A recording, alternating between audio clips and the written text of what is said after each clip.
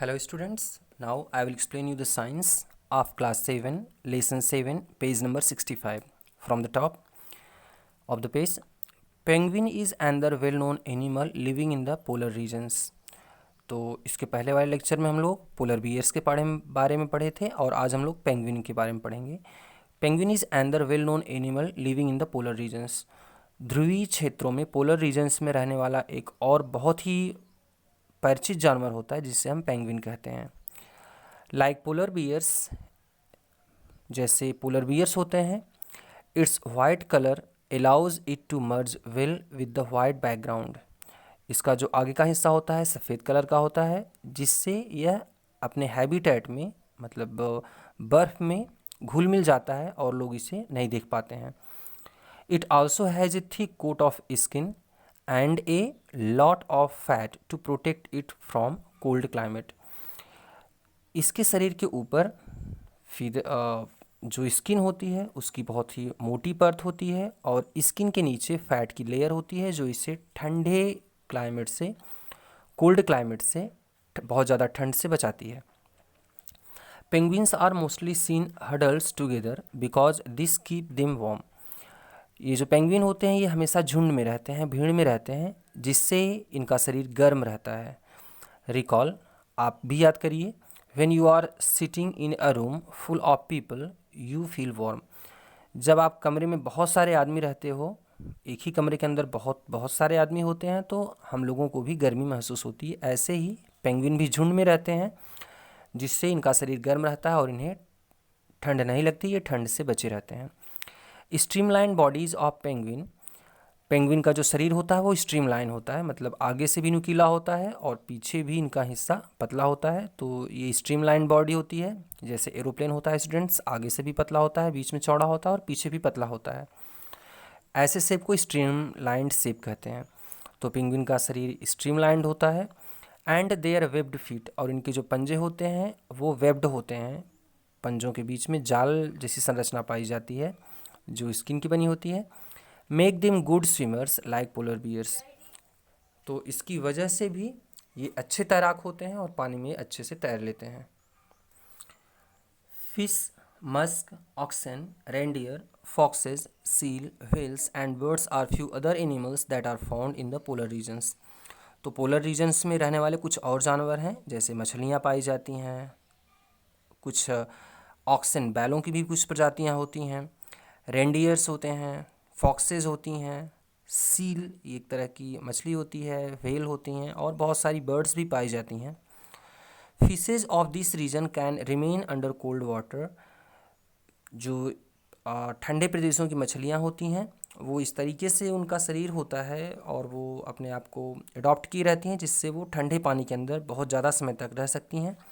And birds remain warm for long to survive, और जो birds होती हैं ये भी अपने शरीर को गर्म रखती हैं ज़्यादा समय के लिए, जिससे ये वहाँ पर ज़िंदा रह सकें।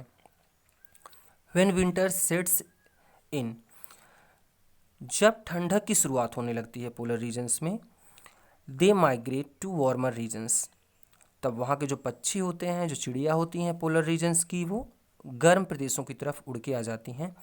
And came back after the winter is over, और जब फिर सर्दी समाप्त हो जाती है तो फिर वो अपने क्षेत्र में पोलर रीजन्स में वापस चली जाती हैं। One of the destination of migrating bird is India. Migrating birds का, जो पोलर रीजन से बर्ड्स माइग्रेट करती हैं दूसरी प्रदेशों में जाती हैं, तो भारत भी एक क्षेत्र है जहाँ पर पोलर रीजन से बर्ड्स आती हैं हमारे यहाँ भी। भरतपुर इन राजस्थान एंड सुल्तानपुर इन हरियाणा, जैसे इसका एक एग्जांपल है, राजस्थान में भरतपुर में बहुत सारी बर्ड्स आती हैं, हरियाणा के सुल्तानपुर में बहुत सारी बर्ड्स आती हैं। And some wetlands of north east, Bharat के उत्तर पूर्व क्षेत्रों में भी बहुत सारी बर्ड्स आती हैं। And some other parts of India serves as migrating place for Siberian crane, और भारत की कुछ दूसरे भी स्थान हैं जहाँ पर साइबेरियन क्रेन्स जो होती हैं वह उड़ करके माइग्रेट करके आती हैं। Who takes a long flight to reach these places every year, और इसके लिए ये जो माइग्रेटिंग बर्ड्स होती हैं ये बहुत ज़्यादा दूरी तय करती हैं, बहुत ज़्यादा लंबी उड़ान के बाद, बहुत लंबी दूरी तक उड़ने के बाद ये हम लोगों के क्षेत्रों में आ पाती हैं। Did you know to escape the extreme climatic condition At home, some migratory birds travel as much as 15,000 kilometre. बहुत ज़्यादा सर्दी से बचने के लिए कुछ बर्ड्स जो होती हैं वो 15,000 किलोमीटर की लॉन्ग जर्नी करती हैं, तब हमारे देश में आ पाती हैं। Usually they fly high where the wind flow is helpful. ये बर्ड्स इसके लिए पहले तो बहुत ऊंचाई पर जाती हैं और ऊंचाई से उड़ती हैं, जिससे हवा भी इनके उड़ने में मदद करती है। And the cold conditions allow them to disperse the heat generated by their flight muscles. और ये चूँकि लगातार उड़ते रहते हैं, बहुत ज़्यादा दिन रात लगातार उड़ते रहते हैं, तो इनकी मसल्स में जो गर्मी उत्पन्न होती है, क्योंकि इनकी मसल्स वर्क करती हैं, लगातार उड़ती रहती हैं, तो गर्मी उत्पन्न होती है इनके शरीर में। और चूँकि क्लाइमेट ठंडा होता है, तो इस तरीके से जो गर्मी निकलती है इनके शरीर से वह इसको कंट्रोल रखती है, तो इनको गर्मी भी नहीं लगने पाती है। But how these birds travel to the same place year after year is still a mystery. लेकिन ये बर्ड्स जो होती हैं हर साल उसी एक प्लेस पर ही आती हैं या उसके आसपास क्षेत्रों में आती हैं, ये कैसे संभव है? क्योंकि मान लो कोई बर्ड्स, बहुत सारी बर्ड्स होती हैं मर जाती हैं, लेकिन उनके जो नए बच्चे होते हैं वह भी उसी स्थान पर आते हैं इसके पहले, जबकि वो उस स्थान को देखे भी नहीं होते हैं, लेकिन वो माइग्रेट करके उड़ करके वहीं आते हैं। तो ये सब कैसे संभव, ये अभी तक एक रहस्य बना हुआ है। It seems that these birds have a built in sense of direction. ऐसा महसूस किया जाता है, ऐसा सोचा जाता है कि इन बर्ड्स में एक इन बिल्ट सेंस होता है जो उनको डायरेक्शन में हेल्प करता है। And know in which direction they have to travel. और इस तरीके से उनको ये जानकारी हो जाती है कि हमें किस दिशा में यात्रा करनी है। Probably some birds may use landmark to guide them. संभवतः कुछ लैंडमार्क, जो कुछ निशान होते हैं, जैसे पहाड़ होते हैं या नदियाँ होती हैं या समुद्र होते हैं, ये जो बड़े लैंडमार्क होते हैं ये भी इन बर्ड्स की उड़ने में हेल्प करते हैं। जैसे अगर कोई पहाड़ है, जैसे हम लोग जाते हैं तो कोई एक निशान लगा देते हैं कि हम इस डायरेक्शन में जा रहे हैं और जब वापस आएंगे तो इसी रास्ते से आएंगे, तो कुछ हम लोग एक पहचान के लिए जो भी वहाँ पर होता है उससे हम लोग पहचान लेते हैं। तो वैसे ही ये लोग भी लैंडमार्क्स को पहचान लेती हैं। Many birds may be guided by the sun during the day and stars at night. बहुत सारी बर्ड्स जो होती हैं दिन के समय सूर्य की सहायता से और रात के समय चाँद और तारे की सहायता से वो अपना डायरेक्शन निर्धारित करती हैं, उनकी हेल्प से ये ट्रेवल करती हैं। तो ये भी एक लैंडमार्क का काम करता है। There is some evidences that birds में use the magnetic field of the earth to find direction. ऐसे भी साक्ष्य, ऐसे भी प्रमाण मिले हैं जो ये दिखाते हैं कि जो बर्ड्स, उड़ने वाली बर्ड्स होती हैं, ये अर्थ की मैग्नेटिक फील्ड का भी यूज़ करती हैं, उससे भी पहचानती हैं कि हमें कहाँ पर उड़ के जाना है और किस रास्ते से जाना है। And it is not only birds that migrate in search of more hospitable climate. केवल चिड़िया ही ऐसी जीव नहीं है जो अच्छी कंडीशन के लिए दूसरी जगह पर जाती है।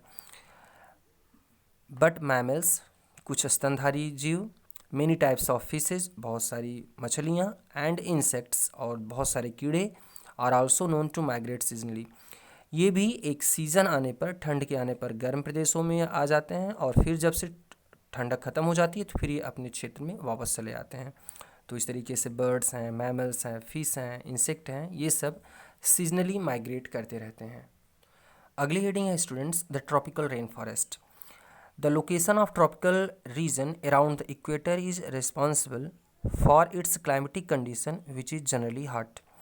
इक्वेटर, हमारे भूमध्य रेखा के आसपास का जो क्षेत्र होता है ये गर्म होता है और इसी को हम ट्रॉपिकल रीजन कहते हैं। और यहाँ पर जो बहुत सारे जंगल वन पाए जाते हैं जो बहुत ही गर्म स्थानों के कारण उगते हैं और बहुत ही नमी के कारण उगते हैं, तो इन्हें हम ट्रॉपिकल रेन फॉरेस्ट कहते हैं। द टेम्परेचर में cross 40 degree Celsius during summers. गर्मी के दिनों में यहाँ का टेम्परेचर 40 डिग्री सेल्सियस से ज़्यादा हो जाता है। Even in the winter the temperature is generally higher than 15 degree Celsius. सर्दी के दिनों में भी यहाँ का टेम्परेचर 15 डिग्री सेल्सियस से ज़्यादा ही रहता है। थ्रू आउट द ईयर, पूरे साल भर, the length of days and night are almost equal. दिन और रात लगभग बराबर होते हैं। These regions receive plenty of rainfall. इन क्षेत्रों में बरसात भी ज़्यादा होती है। Tropical rain forest are an important feature of this reason.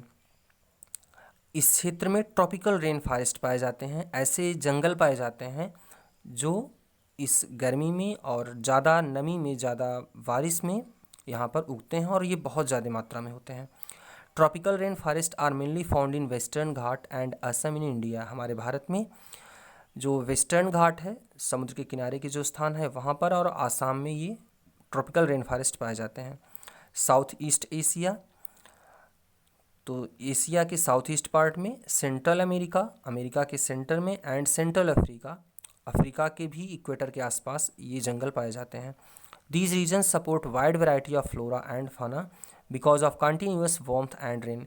क्योंकि यहाँ पर लगातार गर्मी पड़ती है और बारिश भी होती है, तो इस कारण से यहाँ बहुत ही ज़्यादा वैरायटीज़ के प्लांट्स और एनिमल्स पाए जाते हैं। मंकीज़, बंदर, एप्स, बनमानो, gorilla, tiger, elephant, leopard, lizard, snake, birds and insects are the major types of animals found in this region. इन क्षेत्रों में ये सभी एनिमल्स, इनकी बहुत सारी प्रजातियाँ पाई जाती हैं। Let us now know about the adaptation of these animals to a hot humid climate.